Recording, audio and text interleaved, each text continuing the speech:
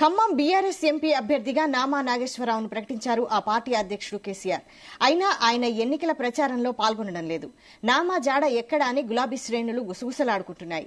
ఇప్పటి వరకు తన కుమారుడి పెళ్లి వేడుకల్లో బిజీగా ఉన్నారన్న ప్రచారం జరిగింది. ఆ వేడుక ముగిసినా నామా మాత్రం ప్రచారంలో పాల్గొనడం లేదు. అసెంబ్లీ ఎన్నికల్లో ఘోరం ఓటమి తర్వాత ఎంపీగా పోటీ చేయనని నామా అధ్యక్షుడు కేసీఆర్ కు తెగేసి చెప్పారు. అయినా గులాబీ బాస్ ఒత్తిడి చేయడంతో పోటీకి ఇష్టం లేకపోయినా సై అన్నారు. ప్రస్తుత పరిస్థితుల్లో పార్లమెంట్ బరిలో బీఆర్ఎస్ పోటీ చేస్తుందా లేక తప్పుకుంటుందా, అసలు నామా నాగేశ్వరరావు భవిష్యత్తు వ్యూహం ఏంటి అనేది చర్చకు దారితీసింది.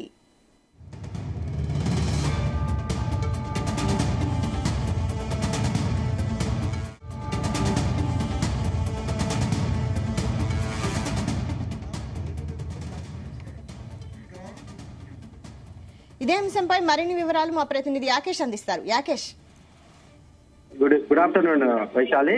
ఖమ్మం జిల్లాలో బీఆర్ఎస్ లో ఆరు మబ్బులు అలుముకున్నాయని చెప్పుకోవచ్చు. ఇప్పటికే బీఆర్ఎస్ ఎంపీ అభ్యర్థిగా నామా నాగేశ్వరరావును కేసీఆర్ ప్రకటించినప్పటికీ కూడా దాదాపు ఆయన ప్రచారానికి జిల్లాలో తిరగడం లేదు. ఎక్కడ కూడా ఆయన కనిపించని పరిస్థితి కనిపిస్తుంది. దీంతో బీఆర్ఎస్ శ్రేణుల్లో అయోమయం స్థితి కనిపిస్తుందని చెప్పుకోవచ్చు. అయితే నెల రోజులుగా అభ్యర్థులను ముందుగానే ప్రకటించినప్పటికీ నామా దిశగా ప్రచారం చేయడం లేదు. ప్రధానంగా దీనికి కారణం ఖమ్మం జిల్లాలో బీఆర్ఎస్ కు గత అసెంబ్లీ ఎన్నికల్లో గట్టి దెబ్బ తగిలిందనే చెప్పుకోవచ్చు. మొత్తం ఖమ్మం 10 నియోజకవర్గాల్లో కూడా 9 నియోజకవర్గాల్లో కూడా బీఆర్ఎస్ ఓటమి పాలైంది. ఒకే ఒక అభ్యర్థి గెలిచినటువంటి నేపథ్యంలో ఖమ్మం పార్లమెంటు పరిధిలో ఉన్నటువంటి 7 నియోజకవర్గాలలో కూడా పూర్తి స్థాయిలో కాంగ్రెస్ క్లీన్ స్విప్ చేసిందని చెప్పుకోవచ్చు. ఈ నేపథ్యంలోనే ఎంపీ ఎన్నికల్లో ఆయన బరిలోకి దిగాలంటే భయపడిపోతున్నారు. దాదాపుగా ఒక్కో నియోజకవర్గంలో 30 నుంచి 50 వేల మెజార్టీతోని కాంగ్రెస్ అభ్యర్థులు గెలుపొందారు.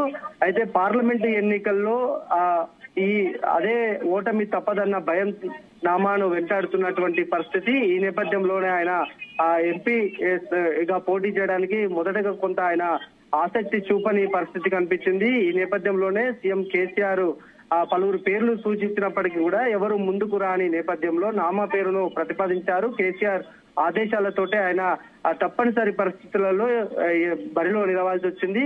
అయితే ఆయనని అభ్యర్థిగా ప్రకటించినప్పటికీ కూడా పూర్తి స్థాయిలో జిల్లాలో అయితే పర్యటించడం లేదు. అటు హైదరాబాద్, ఢిల్లీకే పరిమితమవుతున్నారు. ఎక్కడ కూడా ఈ నెల రోజుల లోపులు ఎక్కడ కూడా ఆయన జిల్లాలో పర్యటించినటువంటి సందర్భాలు కనిపించలేదు.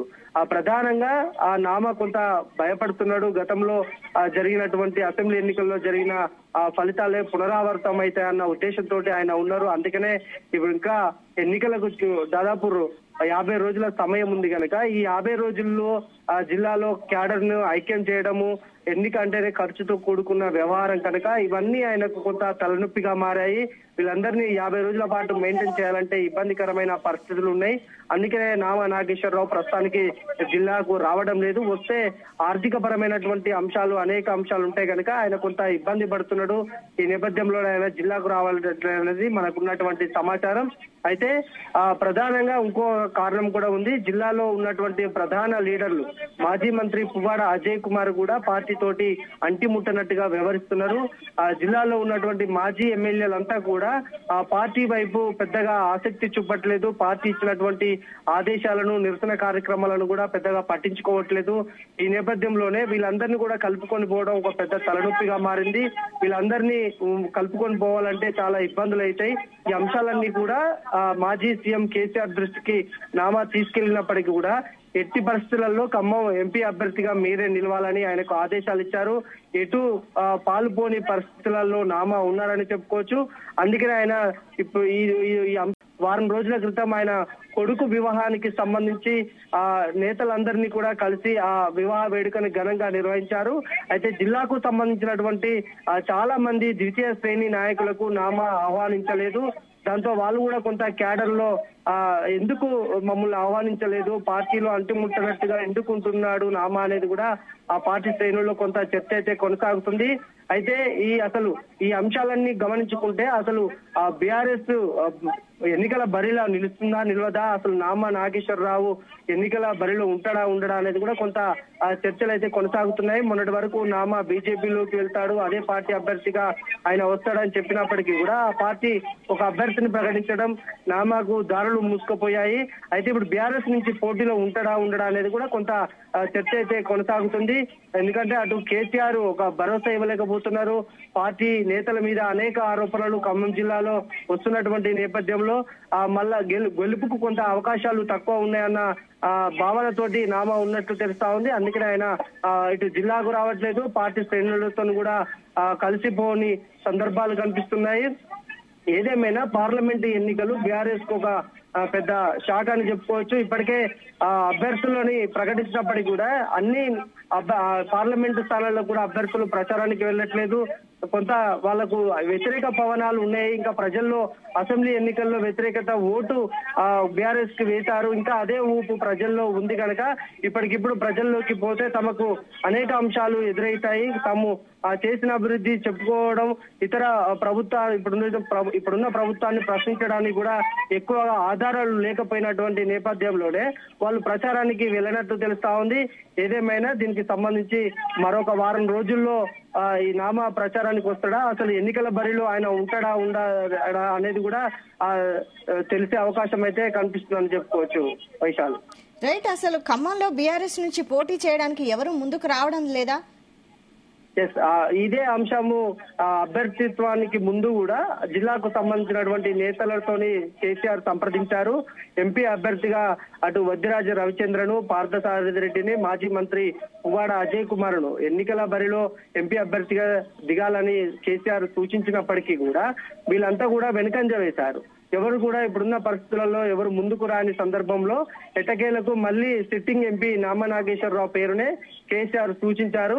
ఆయన ఆదేశాల మేరకు ఆయన పోటీ చేస్తున్నారు. అయితే నామా నాగేశ్వరరావు కూడా చాలా కేసీఆర్ కు చాలా సూటిగా చెప్పారు, ఈసారి నేను ఎన్నికల బరిలో నిలవను, ఇక అక్కడ రాజకీయ పరిస్థితులు అనేక అంశాలను కూడా ఆయనకు చెప్పేసి నేను బరిలో నిలవనని చెప్పినప్పటికీ కూడా కేసీఆర్ ఆదేశాలు గట్టిగా ఇచ్చిన నేపథ్యంలోనే ఆయన ఎన్నికల బరిలో నిలిచారనేది మనకున్నటువంటి సమాచారం. నేతలు అంటే బీసీ వర్గానికి సంబంధించినటువంటి నేతలను బరిలో నింపాలని ముందు ఆలోచన చేసినప్పటికీ కూడా ఆ నేతలు ఎవరు ముందుకు రాని నేపథ్యంలోనే మరొకసారి నామాకు అవకాశం ఇచ్చారు. ప్రధానంగా వద్దిరాజు రవిచంద్రను బరిలో దింపాలని ఆలోచన చేసినప్పటికీ ఆయన ముందు చూపు ఆయన కొంత వెనకడుగు వేసిన నేపథ్యంలోనే ఈ నామా అభ్యర్థిత్వాన్ని ఖరారు చేశారు. ఆయనకు రాజ్యసభ స్థానం ఇచ్చి కొంత బీసీ సామాజిక వర్గం తమ వెంటనే ఉందనేది చెప్పుకోవడం కోసం కేసీఆర్ అయితే కొంత ప్లాన్ చేశారు. అయితే బీసీ సామాజిక వర్గం అంతా కూడా నామా వెంట నడుస్తుందా అనేది కూడా కొంత సందేశాత్మకంగా ఉంది. ఎందుకంటే ఖమ్మం జిల్లాలో బలమైన సామాజిక వర్గాలు ఫస్ట్ కమ్మ సామాజిక వర్గం ఉన్నప్పటికీ కూడా దాని తర్వాతకి బీసీ వర్గాలే చాలా కీలకంగా ఉన్నాయి.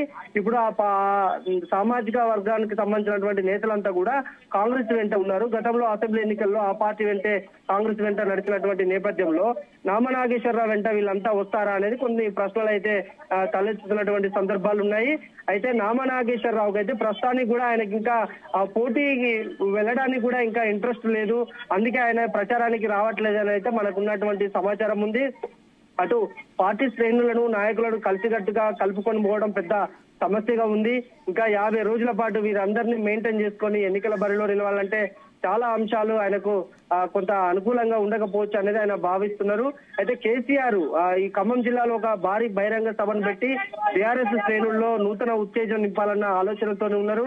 అయితే కేసీఆర్ ఇద్దరు కూడా ఎవరో ఒకరు బహిరంగ సభల్లో పాల్గొనే అవకాశం ఉంది.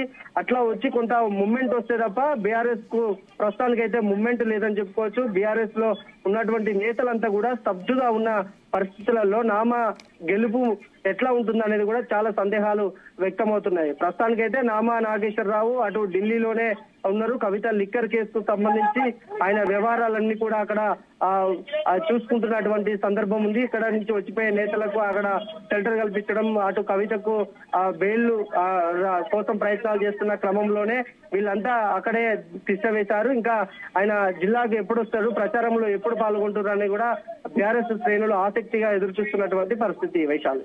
Right, thank you Yakesh.